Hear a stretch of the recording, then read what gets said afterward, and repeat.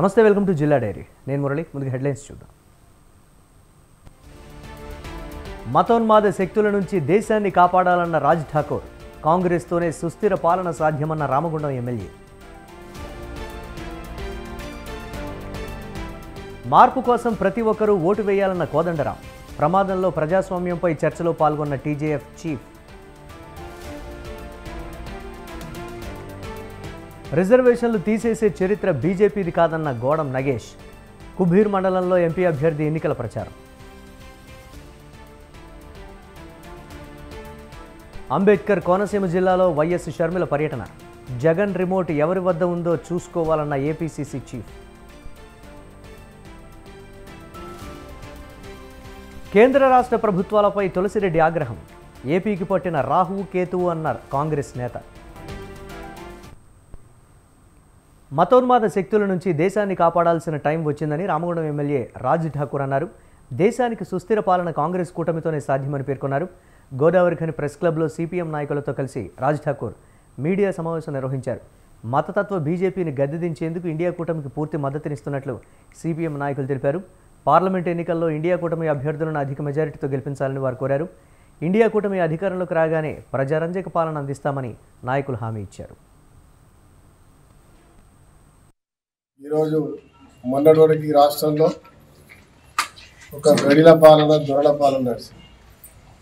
మనందరి పోరాటాన్ని ఆసరాగా తీసుకొని బంగారు కుటుంబాలు చేస్తారని చెప్పి దళితుడు ముఖ్యమంత్రి అని ఆ రోజు మోసం మొదలైతే 10 సంవత్సరాలు నిరంకుశ పాలన నడిచింది. ముఖ్యంగా గోదావరిఖని బొందల గడ్డ చేసింది కేసీఆర్. దాన్ని మరి అదే రకంగా తెలంగాణ గురించి ఉద్యమం ఏ రకంగా చేశామో అదే మాదిరి అదే ఉద్యమ స్ఫూర్తితో ఓటు ద్వారా వారి అందరూ కూడా తగిన బుద్ధి చెప్పిన చరిత్ర తెలంగాణ ప్రజలకు దక్కింది. మరి రామగుండంలో ముఖ్యమంత్రి మాట్లాడిపోయినాడు. రామగుండంలో కనుక కాంగ్రెస్ గెలిస్తే రాష్ట్రంలో కాంగ్రెస్ వస్తుంది. అదే మాదిరిగా నిజం జరిగింది. ఆ నిజానికి కారణం రామగుండం ప్రజలు, మీరందరూ అని చెప్పి మీ అందరూ. దేశంలో ఇండియా కూటమి ఏర్పాటు జరిగింది.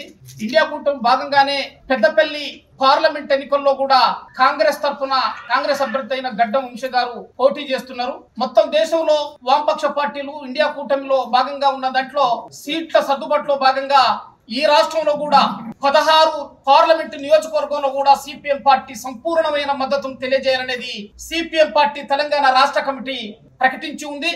అందులో భాగంగానే పెద్దపల్లి పార్లమెంటు మరి కాంగ్రెస్ అభ్యర్థి అయిన గడ్డం వంశీ గారిని పూర్తిగా మద్దతు ఇవ్వాలని కాంగ్రెస్ పార్టీ జిల్లా అధ్యక్షులుగా రామగుండం నియోజకవర్గ గౌరవ శాసనసభ్యులుగా మక్కన్ సింగ్ గారి ఆధ్వర్యంలో ఇవాళ సిపిఎం పార్టీ ప్రెస్ క్లబ్ లో తన మద్దతు ప్రకటిస్తానికి ఇవాళ తెలియజేస్తున్నాం.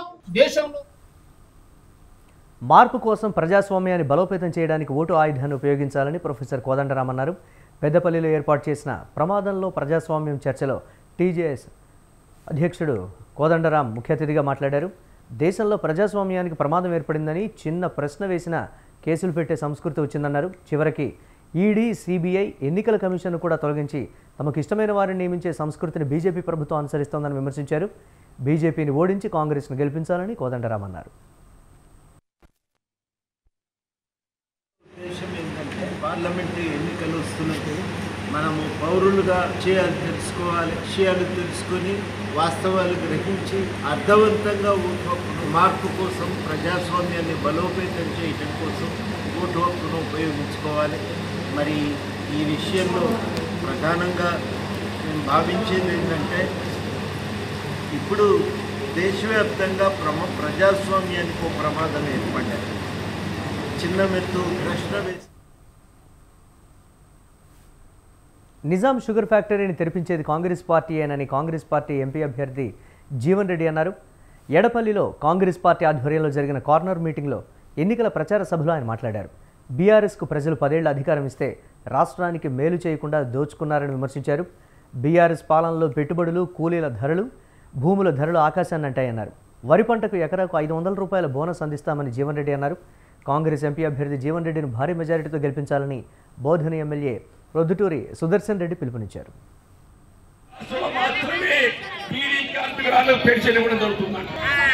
అది కూడా ఏ ఆంక్షలు లేకుండా కట్ ఆఫ్ లేకుండా ఇప్పుడు అమలవుతున్న 2,000 రూపాయలకు ఇంకా 2,000 జోడించి 4,000 పెన్షన్ అమలు చేయబోతుంది కాంగ్రెస్ పార్టీ అంటున్నాను. నేను అడగదలుచుకున్నా అరవింద్ గారిని, బీడీల పెన్షన్ ఇస్తున్నావు కాంగ్రెస్ పార్టీ ఇచ్చింది.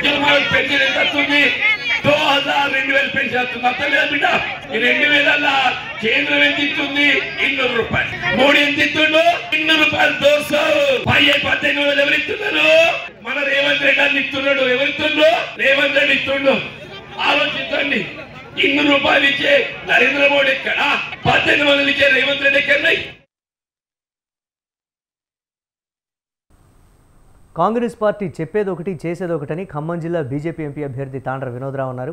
భద్రాద్రి కొత్తగూడెం జిల్లా అశ్వారావుపేటలో వినోద్రావు ఎన్నికల ప్రచారం జోరుగా నిర్వహించారు.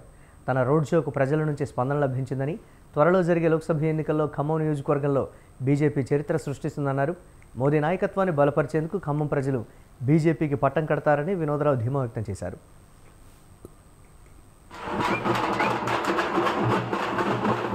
బలహీన వర్గాల ఆశా జ్యోతి మన ముద్దు బీజేపీ పార్టీ నాయకుడైన నరేంద్ర మోడీ గారి మీద నమ్మకంతో వారి గత 10 సంవత్సరాల్లో చేసిన పని, చేయబోతున్న పని, ఎలా మేము ప్రజలలోకి వెళ్ళినప్పుడు ప్రజల సమస్యలతో పాటు మేము వస్తే ఏం చేయగలుగుతాము, మా వల్ల ఏమవుతుంది, ఇక్కడ స్పెషల్లీ నేను ఈ కాన్స్టిట్యుయెన్సీ నుంచి ఉన్న బిడ్డని, మా ఊరు, నా ఓటు, నా వ్యవసాయం అంతా ఈ కాన్స్టిట్యున్సీలో, ఈ అసెంబ్లీ కాన్స్టిట్యున్సీ ఉంది కాబట్టి ఈ గడ్డ బిడ్డగా నాకు ఒక నైతిక బాధ్యత ఉంది.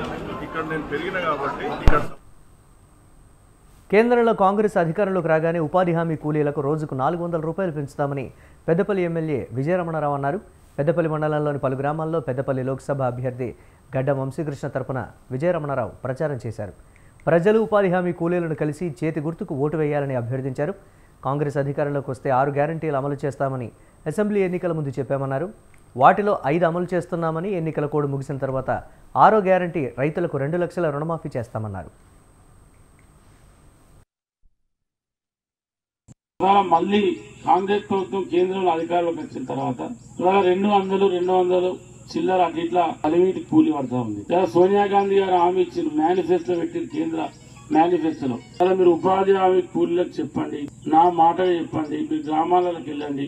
రేపు మన ప్రభుత్వం వచ్చినాక ఆ పథకం పెట్టింది కాంగ్రెస్ పార్టీ, నేను. రేపు మీరు గ్రామాలకు వెళ్ళి చెప్పండి, రేపు మన ప్రభుత్వం వచ్చిన తర్వాత ఉపాధి హామీ పనిని 100 రోజుల నుండి 200 పని దినాలు కల్పించే సంవత్సరానికి మినిమం 400 రూపాయలు కూలించే బాధ్యత, కల్పించే బాధ్యత రేపు కాంగ్రెస్ ప్రభుత్వం తీసుకుంటుంది.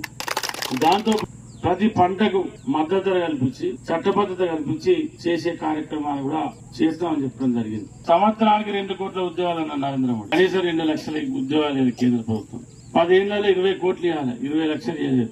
మళ్ళీ కాంగ్రెస్ పార్టీ కేంద్రంలో అధికారంలో వచ్చిన తర్వాత 30 లక్షల ఉద్యోగాలు ఇచ్చే కార్యక్రమం చేస్తారు. వాటితో పాటు ఇవాళ ఆరోగ్యశ్రీలో 5 లక్షలు ఉన్నదాన్ని ఇక్కడ మన ముఖ్యమంత్రి రేవంత్ రెడ్డి గారు కాంగ్రెస్ ప్రభుత్వం 10 లక్షలు ఇస్తా ఉంది. ఆరోగ్య బీమా కింద ప్రతి పేద కుటుంబానికి ఇచ్చేటువంటి కార్యక్రమాన్ని రాబోయే కాంగ్రెస్ ప్రభుత్వం చేస్తారు.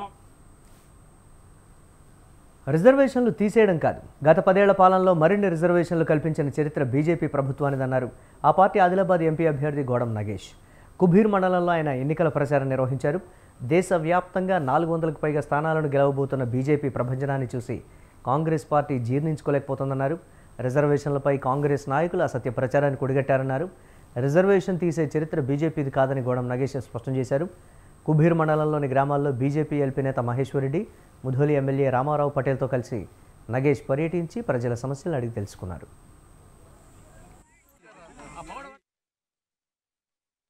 భారతీయ జనతా పార్టీ చాలా పటిష్టంగా ఉంది. గౌరవ శాసనసభ్యులు రామారావు పటేల్ గారి నాయకత్వం, పార్టీ కార్యకర్తల నాయకులు అందరూ కూడా కష్టపడి పనిచేసి 130,000 ఓట్లు సాధించే దిశగా ఇచ్చేస్తాను. అది పూర్తిగా నరేంద్ర మోడీ గారి నాయకత్వం ఈ దేశానికి కావాలని చెప్పేసి ప్రతి ఓటర్ కూడా ఈరోజు కోరుతా ఉన్నారు. ఆ దిశతోటే అదేవిధంగా ఈరోజు ఆదిలాబాద్ పార్లమెంటరీ నియోజకవర్గం విశాలపట్నం కావచ్చు, పూర్తి అవగాహన కలిగినటువంటి వ్యక్తిగా, మంత్రిగా, పార్లమెంట్ సభ్యునిగా చేస్తున్న అనుభవంతో తప్పకుండా ఈ సమస్యల్ని తీర్చడంలో అందరికంటే. ఏపీ కాంగ్రెస్ అధ్యక్షురాలు వైఎస్ షర్మిల అంబేద్కర్ కోనసీమ జిల్లాలో పర్యటించారు. కొత్తపేట, రాజోలు నియోజకవర్గాల్లో ఆమె కాంగ్రెస్ అభ్యర్థుల తరపున ప్రచారం చేశారు. ఎవరికి ఏ సమయంలో బుద్ధి చెప్పాలో ప్రజలకు తెలుసని రావులపాలెంలో నిర్వహించిన మీడియా సమావేశంలో అన్నారు. మణిపూర్లో క్రైస్తవ మహిళలపై అకృత్యాలు జరిగితే జగన్ పెదవి విప్పలేదన్నారు. ప్రధాని మోదీ మనిషి జగన్ అనడానికి ఇదే పెద్ద నిదర్శనమని అన్నారు. జగన్ రిమోట్ కంట్రోల్ ఎవరి చేతిలో ఉందో చూసుకోవాలని షర్మిల హితవు పలికారు.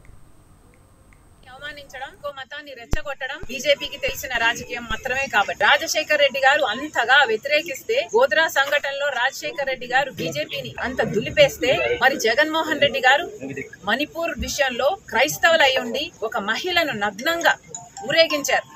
అంత ఘోరాతి ఘోరంగా క్రైస్తవుల పట్ల వ్యవహరిస్తే మరి జగన్మోహన్ రెడ్డి గారు ఏం చేశారండి? మోడీ గారి వారసుడిగా, మోడీ గారి దత్తపుత్రుడిగా బీజేపీకే సపోర్ట్ ఇచ్చారు. మరి జగన్మోహన్ రెడ్డి గారు ఆలోచించుకోవాలి, మీరు వాస్తవానికి మోడీ దత్తపుత్రుడు, మీరు మోడీ చేతిలో రిమోట్ కంట్రోల్. ప్రజలందరూ కూడా గమనించాలి, మళ్ళీ మోసపోవద్దండి. ఎవరికి బుద్ధి చెప్పాలో, ఎప్పుడు బుద్ధి చెప్పాలో ఆ విఘ్నత ప్రజలకుందని పూర్తిగా విశ్వసిస్తూ, ఒక మతాన్ని అవమానించడం, ఇంకో మతాన్ని రెచ్చగొట్టడం బీజేపీకి తెలిసిన రాజకీయం మాత్రమే. కాబట్టి రాజశేఖర్ రెడ్డి గారు అంతగా వ్యతిరేకిస్తే, గోద్రా సంఘటనలో రాజశేఖర్ రెడ్డి గారు బీజేపీని అంత దులిపేస్తే, మరి జగన్మోహన్ రెడ్డి గారు. కేంద్ర రాష్ట్ర ప్రభుత్వాలపై AP Congress working president Tulasi Reddy fire అయ్యారు. కేంద్రంలోని బీజేపీ, ఏపీలోని వైసీపీ ప్రభుత్వాలు రాష్ట్రానికి పట్టిన రాహుకేతువులని అభివర్ణించారు. మోదీ ప్రభుత్వం దేశాన్ని అప్పుల భారత్ చేసిందని ఆరోపించారు.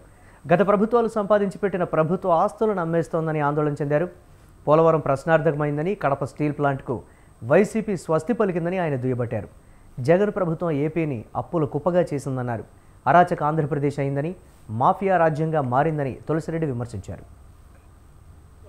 ఈ దేశాన్ని అమ్మకానికి పెట్టింది. రైల్వే స్టేషన్లు, విమానాశ్రయాలు, నౌకాశ్రయాలు, ప్రభుత్వ రంగ సంస్థలు, ఇలా గత ప్రభుత్వాలు సంపాదించి పెట్టిన అన్నిటిని కూడా ప్రభుత్వాస్తులను తెగ అమ్మేస్తా ఉంది నరేంద్ర మోడీ ప్రభుత్వం. మోడీ ప్రభుత్వంలో జీడిపి ధరలు ఆకాశం అంటుతున్నాయి. జీ అంటే గ్యాస్, డి అంటే డీజిల్, పి అంటే పెట్రోల్. గత 40 సంవత్సరాల్లో ఎన్నడూ లేని విధంగా నిరుద్యోగ సమస్య వికటాట్టహాసం చేస్తూ ఉంది. 14 లక్షల కేంద్ర ప్రభుత్వ ఉద్యోగాలు ఖాళీగా ఉన్నాయి, వాటిని భర్తీ చేయలేదు. నరేంద్ర మోడీ పాలనలో దేశ ప్రజలకు అచ్చే దిన్ బదులు చచ్చే దినాలు దాపురించాయి. సబ్కా వికాస్ బదులు సబ్కా వినాశ్ దాపురించింది. ఇక రాష్ట్రానికి మోడీ ప్రభుత్వం చేసిన అన్యాయం, మోసం, ద్రోహం అంతా ఇంత కాదు. రాష్ట్రానికి ప్రత్యేక హోదా ఇవ్వలేదు, ఇది ముగిసిన అధ్యాయం అని చెప్పింది. రాయలసీమకు, ఉత్తరాంధ్రకు స్పెషల్ డెవలప్మెంట్ ప్యాకేజీకి తిలోదకాలు ఇచ్చింది. కడప జిల్లాలో స్టీల్ ప్లాంట్కు స్వస్తి పలికింది. దుగరాజపట్నం ఓడరేవు ఊసేయలేదు. విశాఖ మెట్రో రాలేదు, విజయవాడ మెట్రో రాలేదు, విశాఖ రైల్వే జోన్ రాలేదు. ఈ విధంగా విభజన చట్టం ప్రకారము రాష్ట్రానికి రావాల్సిన ఏ ఒక్క అంశాన్ని కూడా ఇక రాష్ట్రంలో జగన్ పాలన అతని కంటే ఘనుడు ఆచంట మల్లన్న అనే విధంగా తయారైంది. రాష్ట్రం జగన్ పాలనలో రుణాంధ్రప్రదేశ్ అయింది, అప్పుల కుప్పయింది. కేవలం 5 సంవత్సరాలలో 8.5 లక్షల కోట్ల రూపాయలు అప్పు చేసింది జగన్ ప్రభుత్వం. జగన్ పాలనలో రాష్ట్రము అరాచక ఆంధ్రప్రదేశ్ అయింది. ఆఫ్ఘనిస్తాన్ లో తాలిబాన్ల పాలన మించిపోయింది. రాష్ట్రంలో రౌడీలు రాజ్యమేలుతున్నారు. ప్రజల ధన, మాన, ప్రాణాలకు రక్షణ లేదు. జగన్ పాలనలో రాష్ట్రం మాఫియా రాజ్యమైంది. Land mafia, sand mafia, wine mafia, mine mafia, ఎర్ర చందనం మాఫియా, ఎర్ర మట్టి మాఫియా, ఈ విధంగా మాఫియా రాజ్యం వెళుతా ఉంది. జగన్ పాలనలో రాష్ట్రం మధ్యాంధ్రప్రదేశ్, డ్రగ్ ఆంధ్రప్రదేశ్, గంజాయి ఆంధ్రప్రదేశ్, బూతుల ఆంధ్రప్రదేశ్ గా మారిపోయింది. జలగరెడ్డిగా, బాదురెడ్డిగా మారిపోయాడు. ఇలా అన్ని రేట్లు పెరిగిపోయినాయి. జగన్మోహన్ రెడ్డి చెప్తున్నటువంటి నవరత్నాలు నకిలీ రత్నాలయ్యాయి. అమ్మ ఒడి, నాన్న బుడ్డికి చాలడం లేదు. నమ్మించి మోసగించడం జగన్ నైజమైంది. జగన్ పాలన పట్ల రైతులు రగిలిపోతున్నారు. మహిళలు, మందుబాబులు మండిపోతున్నారు. ఉద్యోగులు ఉడికిపోతున్నారు. నిరుద్యోగులు నిరాశతో ఉన్నారు. కాంట్రాక్టర్లు కసితో ఉన్నారు. సర్పంచ్లు సలసలా కాగిపోతున్నారు. ఈ నేపథ్యంలో ప్రస్తుతం జరగబోవు సార్వత్రిక ఎన్నికల్లో కాంగ్రెస్ పార్టీ మళ్లీ అధికారంలోకి రావాల్సిన చారిత్రక ఆవశ్యకత ఉంది. ఒక్కసారి ఆలోచించుకోవాల్సిందిగా రాష్ట్ర ప్రజానికానికి కాంగ్రెస్ పార్టీ. అరకు పార్లమెంటరీ నియోజకవర్గం పెదబయలు మండలంలో ఎన్డీఏ కూటమి ఎంపీ అభ్యర్థి కొత్తపల్లి గీత, ఎంపీ అభ్యర్థి పాంగి రాజారావు ఎన్నికల ప్రచారం చేశారు. అరకు పార్లమెంటరీ స్థానాల్లో వైసీపీ ఎంపీగా కొంతవరకు అభివృద్ధి చేయగలిగానని కొత్తపల్లి గీత చెప్పారు. ఆదివాసీల కోసం ఆలోచించే బీజేపీ కూటమి అభ్యర్థిగా తనని ఇప్పుడు గెలిపిస్తే గిరిజన ప్రాంతాల్లో మరింత అభివృద్ధి చేస్తానని గీత అన్నారు. ఏపీలో గిరిజనులకు విద్య, వైద్యం అందడం లేదని గీత విచారం వ్యక్తం చేశారు. ఇప్పటికీ డోలీ మోతలు తప్పడం లేదని సొంతింటి కలకు గిరిజనులు దూరంగా ఉన్నారన్నారు.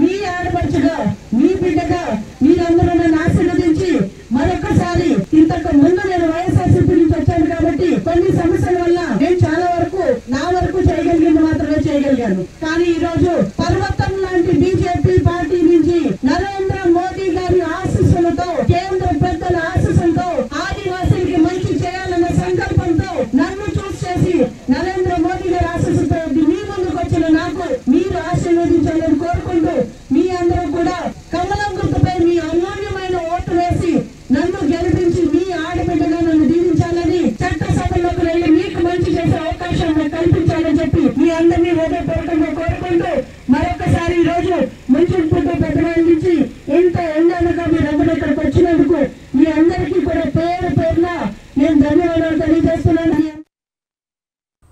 పరిశ్రమలు స్థాపించి నిరుద్యోగ యువతకు ఉపాధి అవకాశాలు కల్పిస్తామని అనంతపురం జిల్లా కళ్యాణదుర్గం కూటమి అభ్యర్థి అమిలినేని సురేంద్రబాబు చెప్పారు. ఎన్నికల ప్రచారంలో భాగంగా ఆయన సెట్టూరు మండలం కైరేవులో రోడ్ షో నిర్వహించారు. గెలిచిన వెంటనే ఈ ప్రాంత ప్రజలకు సాగునీరు, తాగునీరు ఖచ్చితంగా అందిస్తామని సురేంద్రబాబు తెలిపారు. వచ్చే 2 ఏళ్లలో ప్రతి చెరువుకు నీళ్లిచ్చి ప్రజల రుణం తీర్చుకుంటారని అమిలినేని అన్నారు. వైసీపీ అభ్యర్థి తలారి రంగయ్య, వైసీపీ నేత ఉమామహేశ్వర నాయుడుపై అమిలినేని తీవ్రస్థాయిలో ధ్వజమెత్తారు.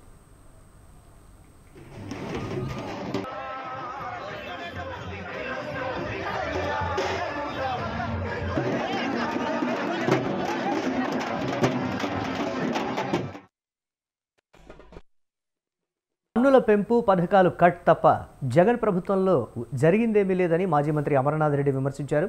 ప్రజలపై జగన్ అన్ని రకాల భారం మోపారని అన్నారు. యువత భవిష్యత్తు అన్యాయమైపోయి వారి జీవితాలు ప్రమాదకర పరిస్థితిలోకి వెళ్లేందుకు జగనే కారణమని అమర్నాథ్ రెడ్డి ఆగ్రహం వ్యక్తం చేశారు. పోలవరాన్ని జగన్ పూర్తి చేయలేకపోయారని, మద్య నిషేధంపై మాట తప్పారని తప్పుపట్టారు. చిత్తూరు జిల్లా పలమనేరు నియోజకవర్గంలో అమర్నాథ్ రెడ్డి ముమ్మరంగా ప్రచారం నిర్వహించారు. గ్రామాల సమస్యలను అడిగి తెలుసుకున్నారు.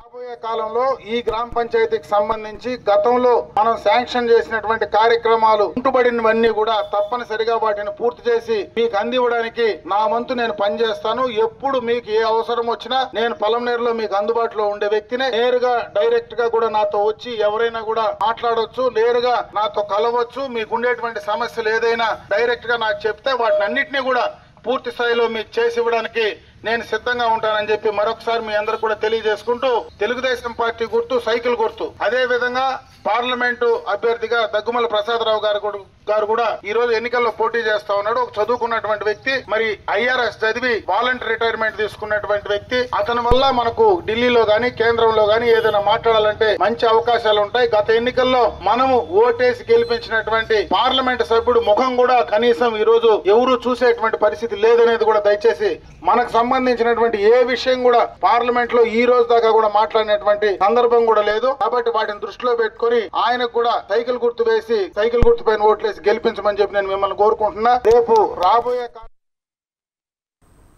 ప్రత్యర్థులు ఎన్ని కోట్లు ఖర్చు పెట్టినా జమ్మలమడుగు ఎమ్మెల్యేగా గెలిచేది తానే అని స్వతంత్ర అభ్యర్థి అల్లె ప్రభావతి ధీమాగా చెప్పారు. కడప జిల్లా ముద్దనూరు, ఆర్జీపల్లె, పెనికలపాడు గ్రామాల్లో ఆమె ప్రచారం నిర్వహించారు. ప్రజలందరికీ నిస్వార్థంగా, నిజాయితీగా, ధర్మంగా సేవ చేయాలనేదే తన సంకల్పమన్నారు. తాను ఎమ్మెల్యేగా గెలిస్తే యువతకు ఉద్యోగ ఉపాధి అవకాశాలు కల్పిస్తానన్నారు. నియోజకవర్గంలోని సమస్యలు పరిష్కరిస్తామని తెలిపారు. ప్రజలు తనను అక్కల, చెల్లిలా, తల్లిలా ఆదరిస్తున్నారని, తన గెలుపు ఖాయమని ప్రభావతి అన్నారు.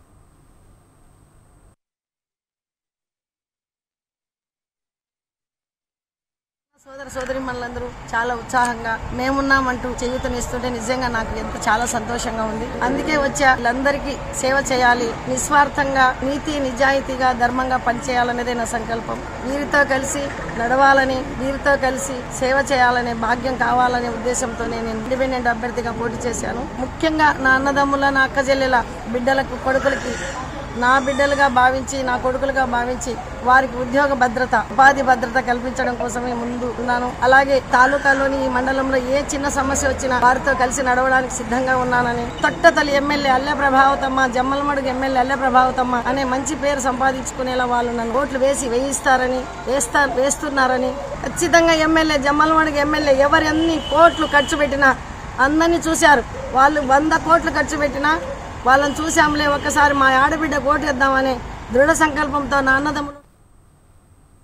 ఎన్టీఆర్ జిల్లా మైలవరంలో పొరపాటున తిరుపతిరావును గెలిపిస్తే ఇక్కడ కూడా కడపరెడ్లే పాలిస్తారని సమతా సైనిక్ దళ్ రాష్ట్ర ప్రధాన కార్యదర్శి పిల్లి సురేంద్రబాబు అన్నారు. సామాన్యుడైన తిరుపతిరావును గెలిపించాలని వైసీపీ డ్రామాలు ఆడుతోందని విమర్శించారు. ఏపీలో బడుగు బలహీన వర్గాల మారణ హోమం జరుగుతూ ఉంటే ఆ వర్గాలకు భరోసా ఇచ్చి రక్షణ కల్పించాల్సిన సీఎం జగన్ దాడి చేసిన వారికి సహకారమిస్తున్నారని ఆరోపించారు. మైలవరంలో జగన్, పెద్దిరెడ్డి, సజ్జల సహకారంతో మంత్రులు జోగి, అంబటి, ఎంపీ నందిగం, ఎమ్మెల్సీ తలశిల, వారి అనుచరులు అక్రమ మైనింగ్తో సుమారు 2000 కోట్లు సంపాదించారన్నారు. ఆయన వేల కోట్ల రూపాయల ఆదాయం తీసుకొచ్చి పెడుతున్నాడు.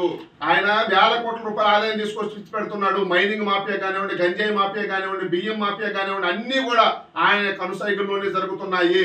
మన్యం జిల్లాలో పూర్తిగా ఆయన ఆధ్వర్యంలో జరుగుతుంది. ఆ డబ్బంతా జగన్మోహన్ రెడ్డి గారికి ఇస్తున్నాడు కాబట్టి ఆయన ఏది చెప్తే చేస్తున్నాడు. డాక్టర్ సుధాకర్ చంపిన వాళ్ళ మీద ఇప్పటి వరకు ఎందుకు చర్యలు తీసుకోలేదు? సుప్రీంకోర్టు చెప్పినా కానీ మీరు ఎందుకేం లేదు అంటే ఎస్సీల మీద ఏమాత్రం ప్రేమ లేదు. ఎస్సీలని ఆయన పార్టీ కార్యకర్తలాగా, జెండాలు మోసేవాళ్ళలాగా, ఓట్లు వేసేవాళ్ళలాగా, జైలు కొట్టేవాళ్ళలాగా మాత్రమే ఉపయోగించుకుంటున్నాడు కానీ ఎస్సీలకి ఏమాత్రం న్యాయం చేయట్లేదు జగన్మోహన్ రెడ్డి గారు. బాబాసాహెబ్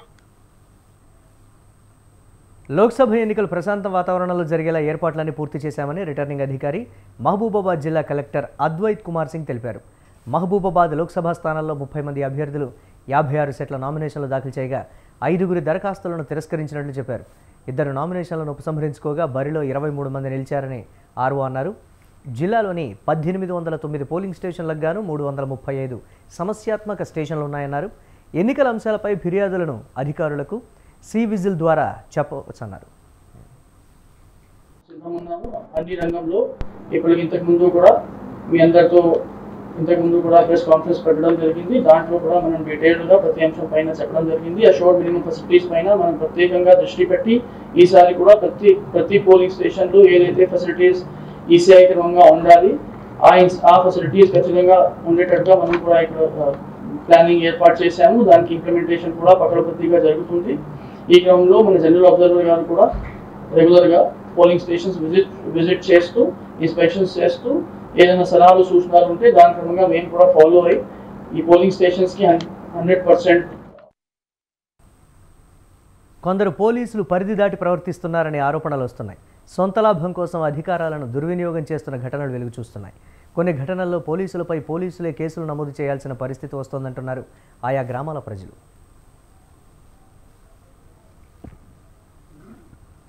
ఆదిలాబాద్లో ఓ హెడ్ కానిస్టేబుల్ తన పట్ల అసభ్యంగా ప్రవర్తించాడని ఓ యువతి ఇందల్వాయి పోలీస్ స్టేషన్లో కంప్లైంట్ చేసింది.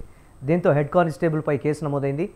మరో కేసులో నిజామాబాద్ మండలంలో నిందితురాలికి కోర్టు సమన్లు ఇచ్చేందుకు వెళ్లిన rural police station constable minor బాలికతో అసభ్యంగా ప్రవర్తించాడనే ఫిర్యాదుతో అతన్ని సస్పెండ్ చేశారు.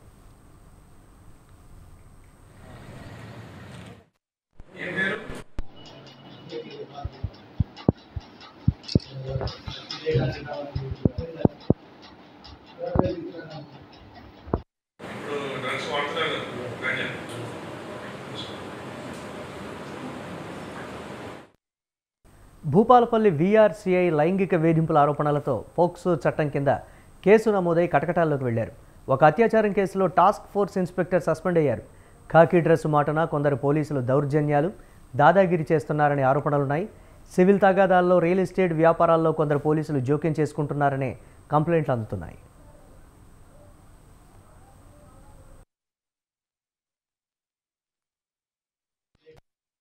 ఇలాంటి పోలీసులపై ఆ శాఖ ఉన్నతాధికారులు కఠినమైన చర్యలు తీసుకుంటే ఇవి పునరావృతం కావని పలువురు అభిప్రాయపడుతున్నారు.